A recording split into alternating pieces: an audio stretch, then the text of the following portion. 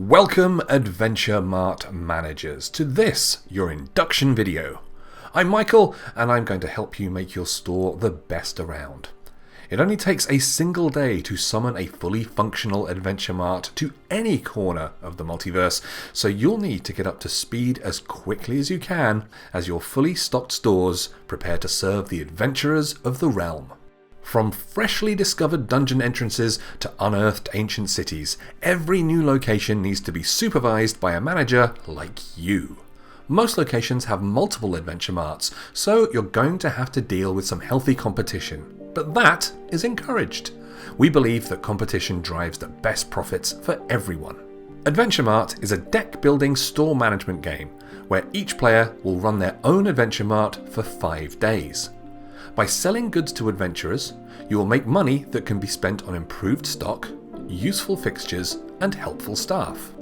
Each customer has different requirements and tastes, so try to keep a wide range of stock at hand so you can help out whoever walks into town, then sell them as much as you can. Daily bulletins will change how each day unfolds, and you may even have to deal with thieves as the rounds progress. Once the game is over, it's time to total up your cash and sell off everything you have in store. Whoever has earned the most money will be declared the best manager. Can you become the Adventure Mart Manager of the Week? First of all, give each player a set of 9 starting stock cards. These are the ones with the purple backgrounds, and each player begins with the same selection. Use the icon in the bottom corner to split the decks up. Then make sure each one is shuffled and placed in the player's area. Next, we'll set up the depot area. Shuffle the stock cards, dealing out some to form a stock queue. You'll need cards equal to the number of players plus 2.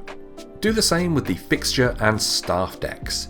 Each round, you'll only reveal 2 cards of each, no matter how many players there are. The town area is next.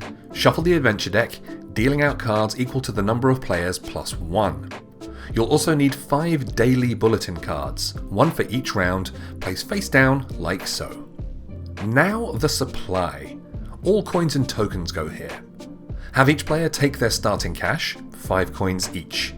Be sure to leave some space for what we call the abyss. This is a space that all discarded cards will go to. The player who last bought groceries will go first and should take the initiative token. Ties are broken by whoever paid the most. Each player has an area in front of them that acts as their store. You'll draw cards from your stockroom at the beginning of each round and place them in your reorder pile when items have been sold to adventurers or used for their ability text.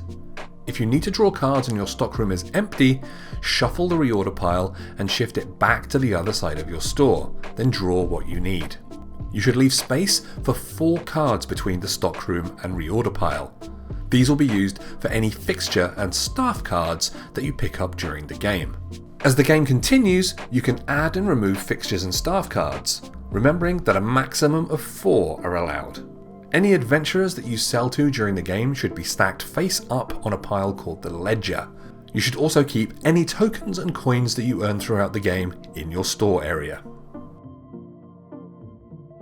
Stock cards are the cornerstone of every manager's strategy and will be sold to customers in order to gain gold. There are 3 types of stock available: martial, magic, and exotic. Each player begins with a selection of basic stock cards signified by the purple background. Regular stock with the blue background can be purchased each day by paying the buy cost to the supply. They will be better quality and generally worth more and may have special effects that can be used during the game. Each stock has an associated brand, shown by one of these 4 icons. In the base set, you will see products from Ivaldi Forge, Black Forest, Tamlin Imports, and Adventure Mart. Brands do nothing on their own, but some abilities and effects in the game will refer to them. Each day, new customers will visit your shops as they look to stock up on items that will help them in their quests. While some may not have a lot of money, every piece of gold counts. Each customer's card will display the types of stock they're interested in buying: martial, magic, or exotic, and only cards of these required types can be offered. If a customer has multiple icons of the same type on their card, then the quality of an item of that type is multiplied by the amount of icons. Customers can also be affiliated to a guild, as shown by the icon in the top left of their card. Guilds do nothing on their own, but some abilities and effects in the game will refer to them. What is most important to you is how much gold the customer has, as no matter how many items you offer, a customer can never pay more money than they have available. When you sell items to a customer, put the stock cards on your discard pile and move the customer to the top of your ledger. Most of your customers will be adventurers, but sometimes thieves will appear. You can sell to them as normal, but they'll also look to take something a little extra for themselves. Fixtures offer special bonuses when installed. These are typically effects that can be used once per turn, or are ongoing effects that are always on. To purchase a new fixture, you will need to pay the buy cost as shown on the card. Place the card face up in your floor space, purging another card to free up space if you're already at your maximum of 4 fixtures and/or staff. Speaking of staff, they'll need to be hired.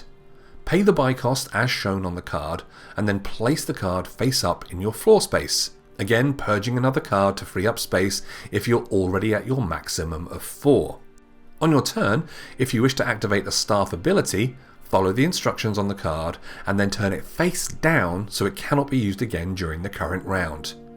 If the card shows this on-call icon, you can also activate that ability immediately upon hiring. Finally, one daily bulletin card will be revealed at the start of each round. This will have an impact on the round, either modifying a rule or granting players a special bonus or buff.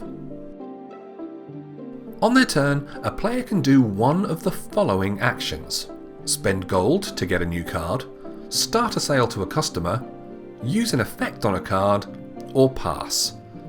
Play continues around the table until the last customer has been served, after which case each player gets one final action and the next round is set up. Spending gold allows a player to get a new stock card, which is immediately taken into hand after paying the buy cost. This card can then be used that round.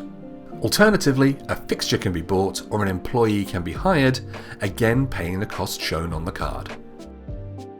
To start a sale, reveal one of the face-down customer cards. When selling, managers will try to tempt customers with various items, totaling up the quality star icons on each card. After taking the initiative token, the current player can choose stock cards from their hand that match the icons the customer is looking to buy. In turn order, other players can either make an improved offer with a higher quality bid, use a card ability, or drop out of the bid.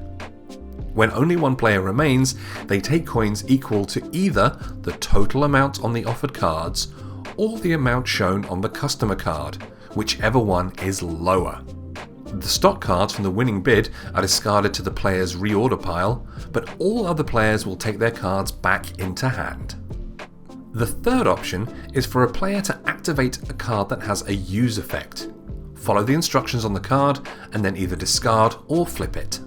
Finally, a player may pass, dropping out of the round completely. When there are no more customer cards, each player gets one final action, though of course, no more sales can be started. Players may then discard their hand, keeping a maximum of 1 card to use in the following round, then redraw until they have a hand of 5 cards. Again, if your storeroom ever runs out, simply shuffle your reorder pile and form a new draw pile. Next comes upkeep, where any fixture cards that have been used are immediately flipped back to their face-up side. This can be done at no cost. However, if you wish to refresh a staff card, you'll have to pay their higher cost to the supply once again. If you don't want to keep them around, or you can't afford to, just add their card to the Abyss pile. The player with the quietest store then receives help from HQ. Each player adds up the total gold shown on all cards in their ledger, with the player who has the lowest total amount getting assistance. They should draw the top cards from both the fixtures and staff decks, adding them to the respective queues. The player may then choose any fixture or staff card for free, or claim 3 coins instead.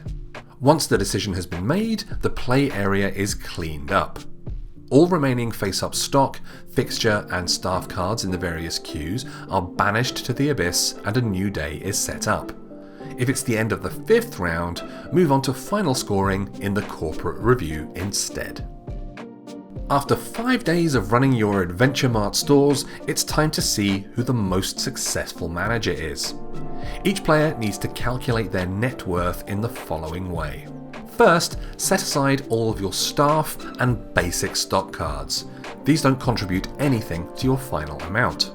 Next, total up the buy cost of every regular stock card you have. This includes those in your stockroom and reorder pile. In this case, the total amount for all of these cards is 29 coins. Now we add the total buy cost for each fixture in our store. Whether they're face up or face down, they still count, and in this case, the amount is 4 coins. Next, add all of the coins you still have. We have 16 here. Finally, add any coins earned from bonuses from cards with a review tag on them. Here, we get a bonus for each Ivaldi item in our stock, so we get an extra 6 coins. The total amount scored by this player is 55 coins. Whoever has the highest total amount is declared the winner, while all other managers are shipped off to the abyss for further training. Thank you for watching, and as ever, if you have any questions about this or any of our games, you can get in touch with us via the comments, on Twitter, or through Board Game Geek.